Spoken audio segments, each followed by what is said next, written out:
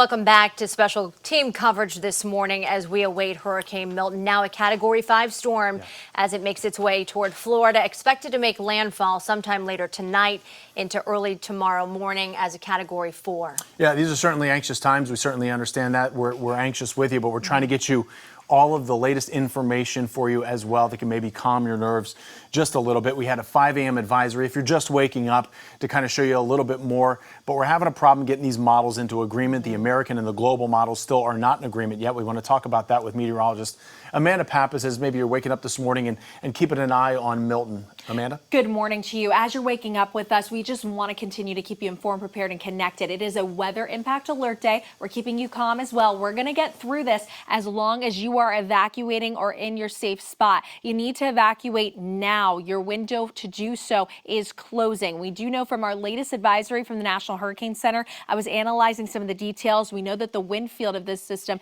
is growing and expanding, meaning that would be more damaging winds for our area, potentially leading to more surge, more downed trees, more power outages, even into next week. So right now, seeing that the cone has us, and this system is still a Category 5 as you're waking up, Milton, with sustained winds of 160 miles per hour. That pressure dropped, meaning the system strengthened in that latest advisory. Still set to make landfall as a Category 4 late tonight. Now we see the American model is bringing it in earlier, right around 10 to 11 p.m. Meanwhile, the European has it coming in a little later, heading into Thursday morning around 2, 3, 4 a.m. So we still have to get those models in better agreement at this point. And also, not just the timing is up for grabs, but the location. But what we do know is Milton is going to bring us serious impacts here across the Bay Area. And we do know that it's going to cut across the state like a buzzsaw as a hurricane, maintaining that strength. Even as it's cut off from its energy source, those warm waters, it's still going to be a ferociously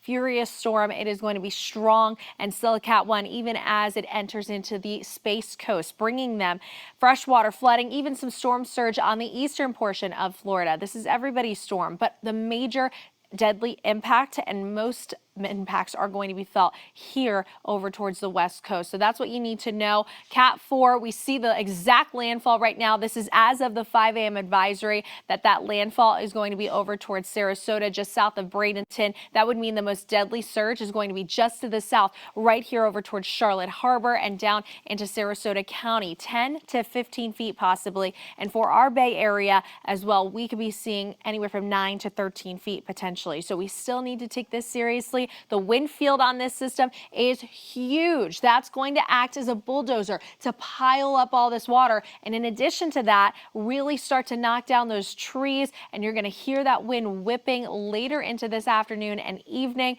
Now, we know that wind is a force. It'll push up that water. So again, 9 to 13 feet for the bay. And let's take you in time. Future cast showing us future radar heading into this afternoon and evening. Bands of rain and wind will be moving through, heading into 9, 10, 11 p.m. Things will get worse as this system will be making landfall. But please go ahead and make sure you identify your safe space. We know that there's that threat for severe weather, a level 3 out of 5. So to talk to you more about that is meteorologist Mike Prangley and our local impacts. Well, thank you, Amanda. Yes, we're doing helping you out here on TV, on radio, on all the social media. We're on Facebook answering your questions. And for folks that have not evacuated and still have time to evacuate, I would do it. Okay, the sheer size of this storm, I went over some of the data. We're going to have some hurricane force wind gusts likely from Fort Myers all the way up to Mayport, Florida. Okay, so that's a big area of hurricane force gusts with this.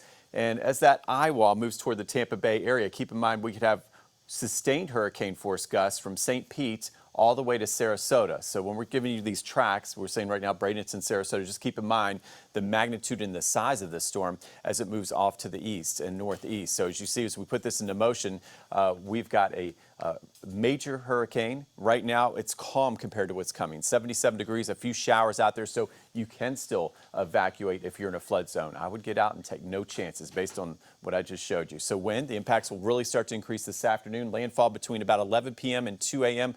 I think the models are becoming in better agreement with that. So as we get toward midnight, maybe a little sooner on that landfall. And then as we take a look at the impacts, 80 to 110 mile per hour winds, and that's for a good portion of the area. This could even include Polk County, areas of Hardee County, DeSoto County, just all of us watching that damaging wind, widespread power outages. And then that storm surge, yes, higher than Helene, possibly all the way up into Pasco County based on how big this storm's going to get. It's going to double its size. So again, higher storm surges could reach all the way up into Pasco County than we saw with Helene, all the way down the coast to areas of Venice and areas of Sarasota County. And then we take a look at the flash flooding. That's from all the rain. We could easily see 6 to 12 inches of rain. So we need to stay in our safe spots, stay calm. We're going to just get through this hour by hour together.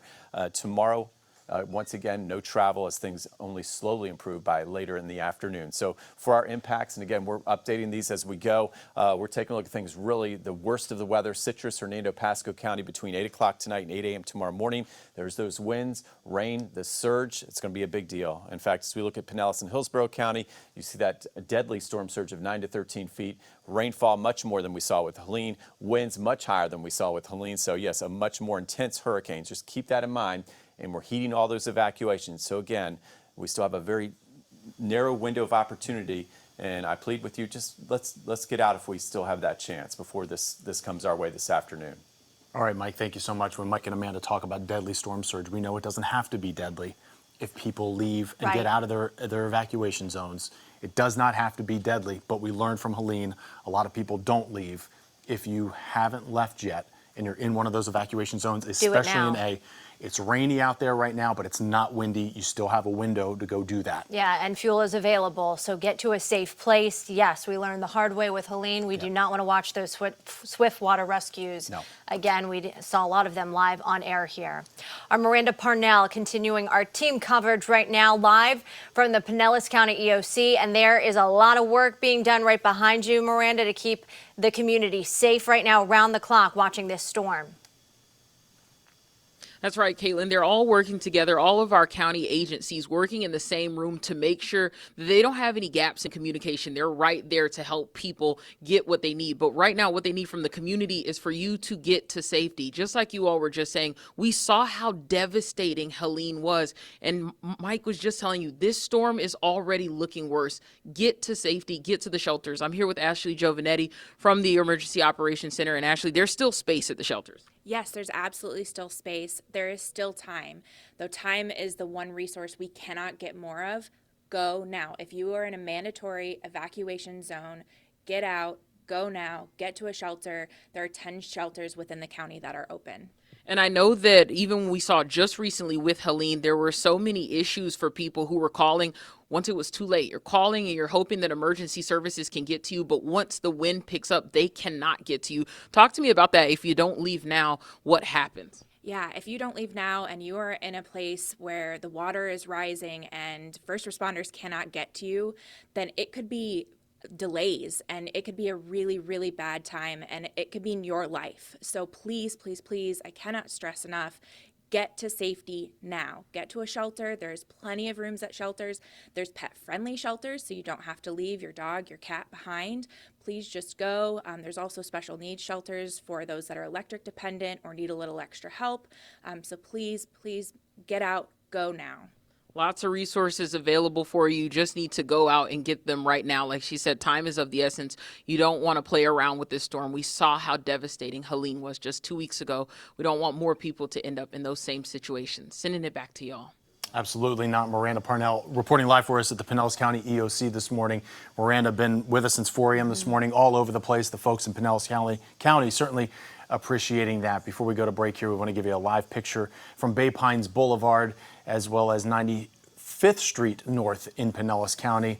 Once again, not a lot of traffic out there this morning, but the roads are wet. If you still have any opportunity to get out and evacuate, the opportunity is now. Just keep in mind, it is raining out there. The wind has not picked up. We will stay on top of the weather and the forecast for you right after the break.